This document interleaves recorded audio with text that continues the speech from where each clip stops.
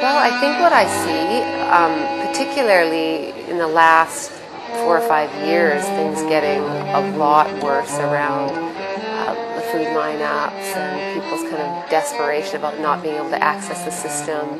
You know, just feeling there are so many people now who don't even want to attempt to get support. They don't want to even attempt social assistance because the barriers are just so extreme. People don't know how to access, how to get through the paperwork, the red tape. So there's just a sense of even if people have legitimate needs and should be able to access support, they don't even want to go there. And so I'm watching people just kind of struggle with a sense of hopelessness around getting support or finding housing.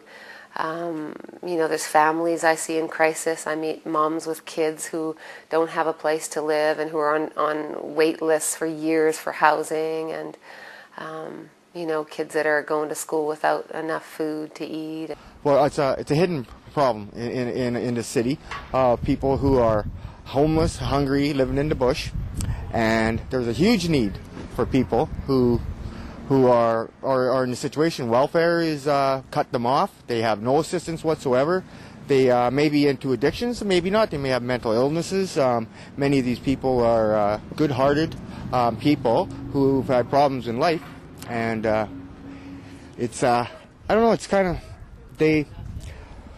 it's a sad scene because they're hungry people, and it's they're being hungry and then trying to survive in society and to pick up from and get back started working and finding a home and everything like that's really hard, and there's nobody out there to help them. The food bank got started at Trinity United Church in April 9th, 2004. During that time, the average was about 50 families attending the food bank. Now we have 130 family units. So looking at just the trends and the numbers, growth in the homeless population from 2002 to 2005, we saw nearly a 100% increase, or a doubling in the homeless population in that 3-year period. And you know, it's my feeling, I think, that most people who live and work in Vancouver in their communities have a sense of this. I mean, you know, when you walk down the street every day that we've been seeing more and more homeless people in our communities. Another thing to really look at here when you're looking at this number is the real increase in the number of people that were street rather than sheltered homeless. And another thing I actually wanted to point out here is this is where we found homeless people. But what I think this map really shows, what we're trying to show with this map certainly, is that homelessness, though it's often thought of as being a Vancouver problem in this region, is really a problem in every part of the region, in all sub-regions, as you see here, and really in the majority of municipalities as well. I understand that you come here to use the food bank because you're homeless? Yeah, that's right. Yeah, I live on the street, yeah. How long have you been homeless? 14 months. The number of homeless has gone up considerably because we had none at the beginning. And now the last count I had was 49, but that number goes up and down depending on the season. Right. We see here that there were under 200 people in 2002 that were on the street for a year or longer, and now we see that number being over 600 people. So at least a 250% increase in the number of people who are what we consider to be long-term homeless.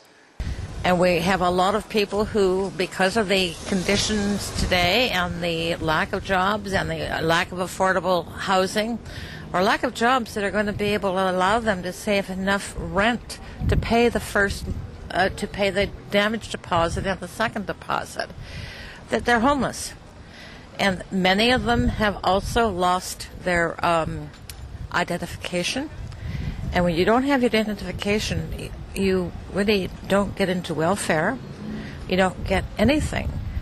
When people run out of money, this wait for welfare lands them in the street. Once they're in the street, almost everybody will lose their ID within 2 weeks. There's no way of identifying yourself. Most people will not be able to get into shelters. These shelters are full every single night, and there are more people sleeping in the streets every single night than there are in shelters. And they're the ones that I see regularly are not addicts and they are not users. So we only see a small percentage of the ones that are homeless. The food bank does not serve people who come high on drugs, and it doesn't serve people who are high on alcohol. So there's a lot of people being missed. How often can they come here? Once every 2 weeks only, and it's a shame because, this is the best food bank in town, and but every time, every day, every week, all the food is gone, and some people even go with none, About how much food would they get when they're once every 2 weeks? From here, like how much? It just really, for one person, they get like one bag full of, like one brown bag. A bag of rice, and this is red kidney beans, some cookies, and salmon, 2 cans tuna fish. This is a spaghetti sauce, and pork and beans. This is our craft dinner, and chicken noodle soup, and the 2 cans of chicken noodle soup, and a can of pears. Enough to last you 2-3 days at the most, to feed like a normal person would eat, and then the rest of the time they're struggling, to just to survive, and unfortunately I think some people have to steal and stuff just to eat. I simply cannot explain to you how difficult it is for a homeless person to access supports. I've worked in this program, I think, 14 years. I do it day in, day out. I know the system as well as anybody could know the system, and I still find it very difficult to access the system on behalf of somebody else.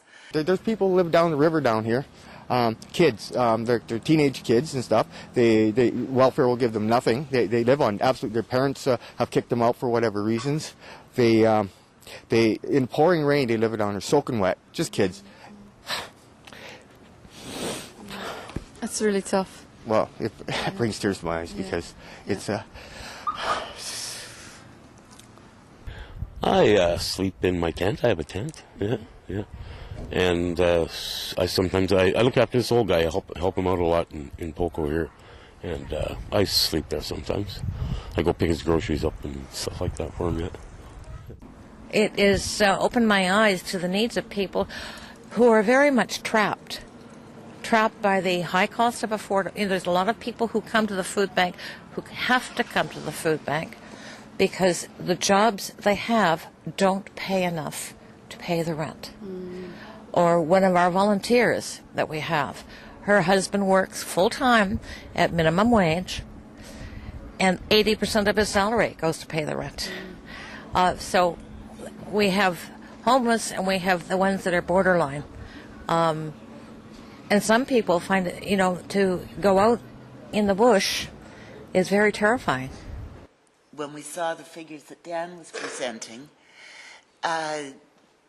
it's about 10% of people who are living outside are holding jobs.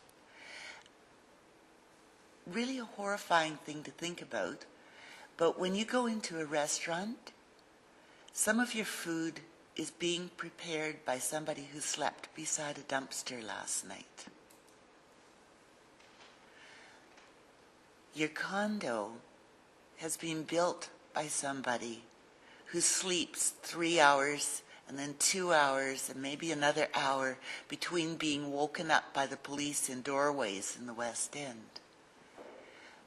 The jobs that people are doing are things that we're all dependent on. And yet, they don't pay enough for that person to be able to save the between $500 and $600 that it would take to move inside. When you're living outside, you're constantly being robbed.